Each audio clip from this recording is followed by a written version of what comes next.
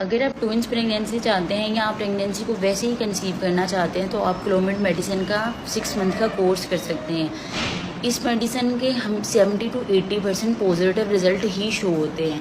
बहुत सी लड़कियां सेकंड और थर्ड मंथ में ही कंसीव कर लेती हैं, बहुत सारी लड़कियां 5 to 6 मंथ के बाद कंसीव करती हैं, लेकिन इसके पॉजिटिव रिजल्ट देखे गए हैं। आपकी ये मेडिसिन लड़का भी खा सकता है, लड़की भी खा सकती है, लेकिन इस वीडियो में अभी हम फीमेल के बारे में बात करेंगे कि उसने कैसे इनटेक करनी है। फीमेल ये अपनी मेडिसिन साइकिल के सेकंड डे से लेकर 6 डे तक खाएगी। बेसिकली आपने ये मेडिसिन 5 दिन खानी होती है, सेकंड डे से लेकर 6 डे तक खानी है। उसके बाद आपने इस मेडिसिन का यूज़ नहीं करना। अपने 6 मंथ के साइकिल में आपने 6 दफ़ा इस मेडिसिन को खाना है, यानी पहले साइकिल में, दूसरे, तीसरे, चौथे, पाँचवें, छठे, बस 6 मंथ जो आपको पीरियड आएंगे उस दौरान आपने इसका इंटेक करना है। उसके बाद अगर आपको प्रेगनेंसी कंसीव नहीं होती है तो आपने ये छोड़ देनी है, क्योंकि इसके साइड इफ़ेक्ट भी होते हैं। और इसके वैसे अगर छोटे मोटे कोई साइड इफ़ेक्ट देखे गए हैं तो वो है हेडेक, नोज़िया, बुखार हो गया, मूड स्विंग्स हो गए, ये नॉर्मल है। 6 मंथ तक आप इसको यूज़ कर सकते हो, कुछ नहीं होता। 50 mg में आपने यूज़ करनी है और आपने सिर्फ एक ही मेडिसिन खानी है। इससे क्या होता है कि आपका जो एग का साइज़ है वो मैच्योर हो जाता है, आपका एग अच्छा मैच्योर बन जाता है, जिसकी वजह से वो कंसीव करने में हेल्पफुल हो जाता है।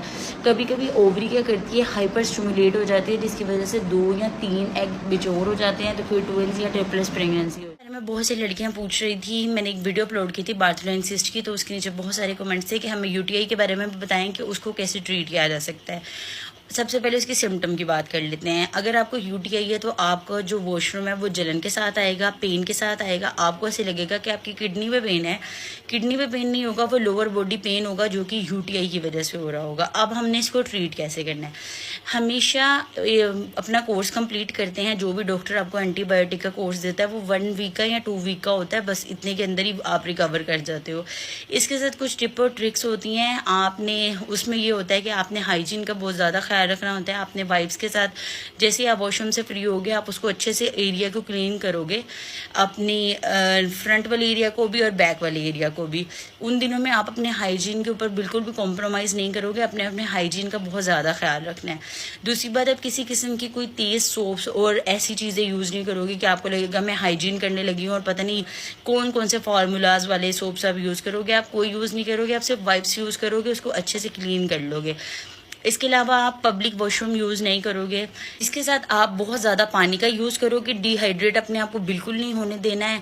कुछ लड़कियां क्या करती हैं कि मुझे वॉशरूम आएगा और मुझे फिर उस वॉशरूम में जलन या फिर पेन होगी तो वो पानी नहीं पीती है, तो वो जो उन अंदर का ज़ख्म है वो हील नहीं कर पा रहा होता है। इसलिए आपने बहुत ज़्यादा हाइड्रेट रहना है, आप रिकवर कर जाओगे अगर आप अपना एंटीबायोटिक का 1 हफ्ते का ही कोर्स कर लेते हो, अपने हाइजीन का ख्याल रखते हो और साथ में आप पानी पीते हो, तो आपका जो भी इन्फेक्शन है वो ख़त्म हो जाएगा।